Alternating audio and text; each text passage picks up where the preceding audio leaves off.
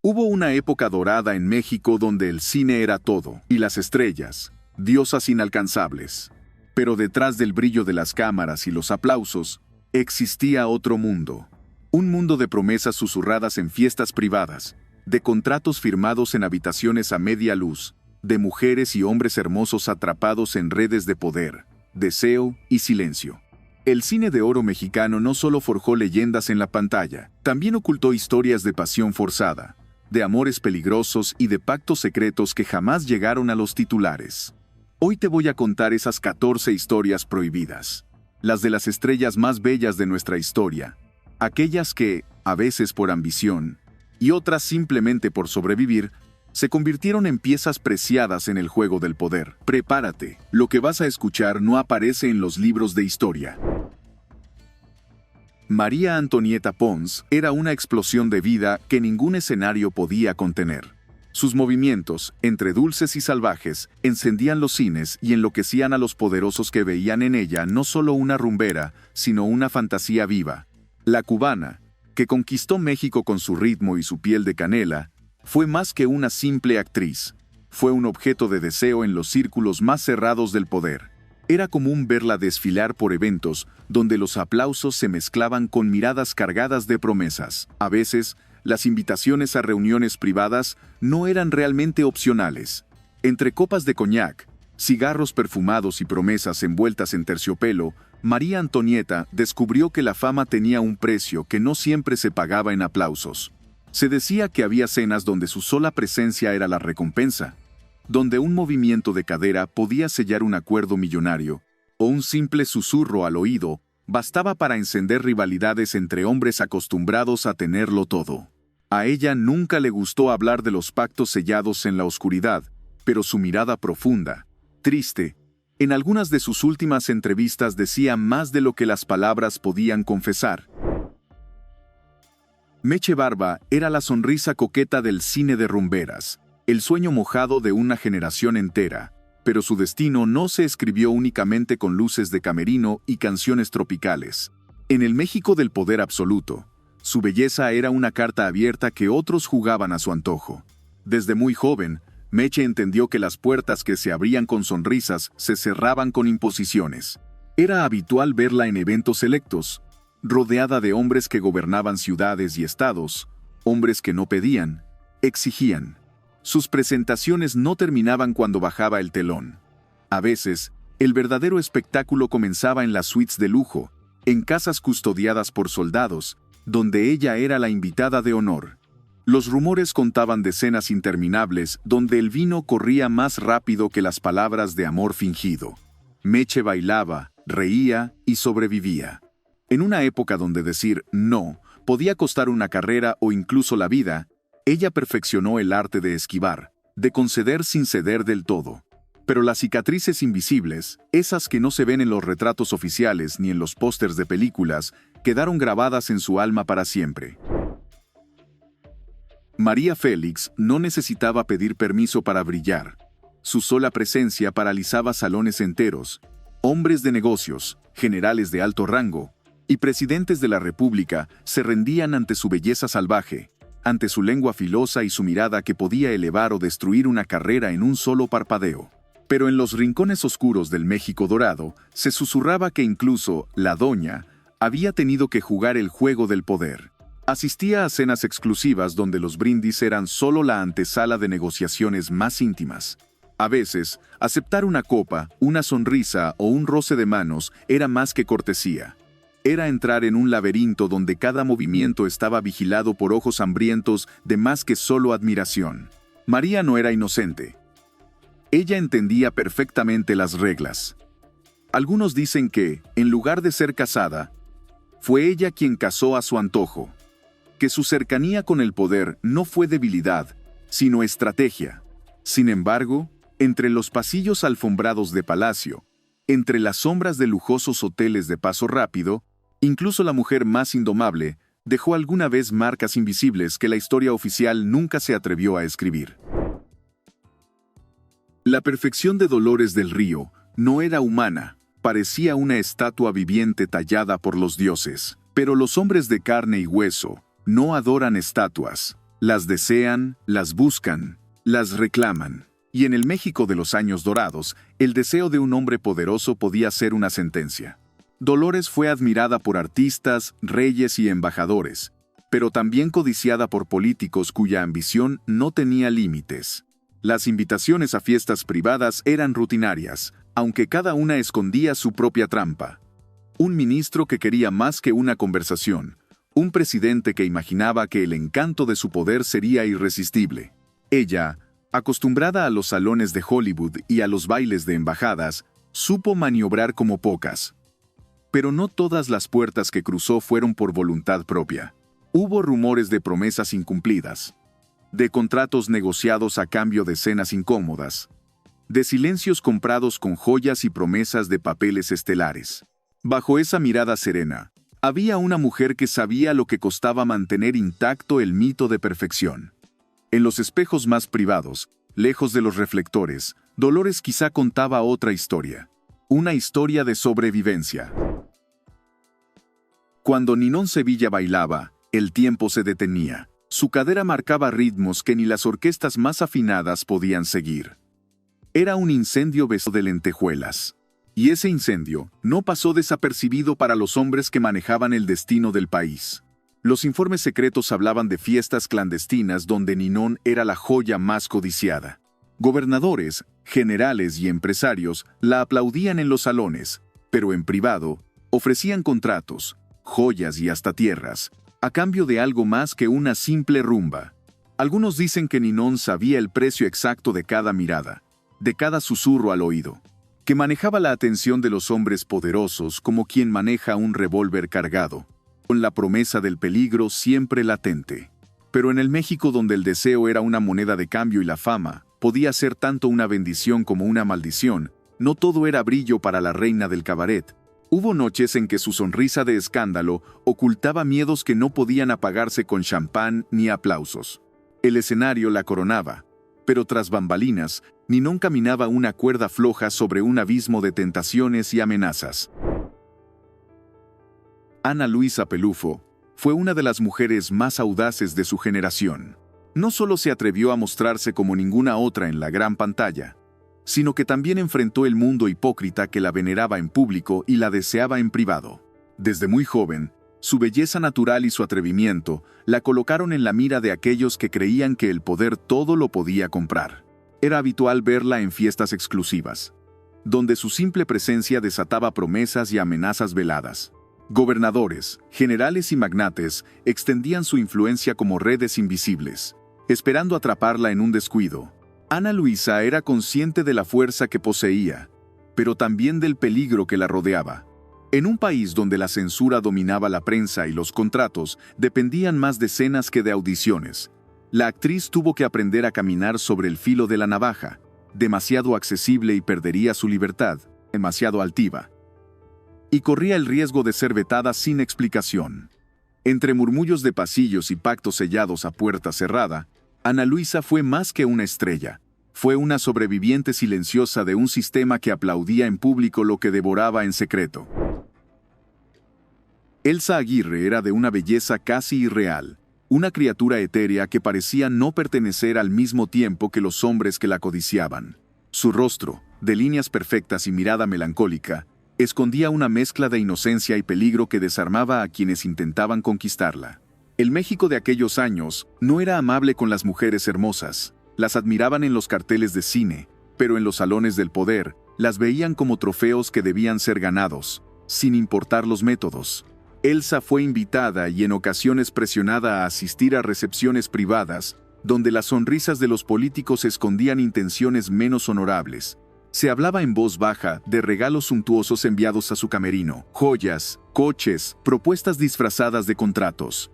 Cada obsequio llevaba una trampa invisible, una deuda silenciosa que podría cobrarse en cualquier momento. Elsa, con su aplomo natural, esquivó muchos de esos lazos, pero el precio de la independencia era alto. Enemigos en las sombras, contratos que misteriosamente se esfumaban, oportunidades que nunca llegaban. Bajo el glamour de su figura perfecta, Elsa Aguirre escondía a una mujer que aprendió que en el juego del poder, a veces sobrevivir ya era una victoria. Flor Silvestre era como su nombre, bella, salvaje y aparentemente indómita.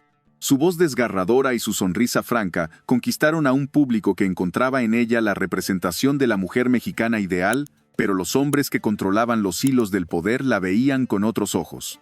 Flor fue parte de una generación de artistas que, sin proponérselo, se convirtieron en moneda de cambio en reuniones donde el arte se negociaba junto con contratos millonarios y favores políticos. La voz que estremecía escenarios también susurraba baladas privadas en banquetes donde ella era la joya más codiciada. Se cuenta que hubo altos funcionarios que ofrecieron fincas, carros de lujo y hasta títulos de propiedad con tal de tener su compañía más allá de los escenarios. Ella, que venía del campo y conocía la dureza de la vida, no era ingenua. Sabía cómo navegar en esas aguas turbias, sabía cuándo sonreír y cuándo desaparecer antes de que la jauría cerrara el cerco. Pero nadie sale ileso de ese mundo.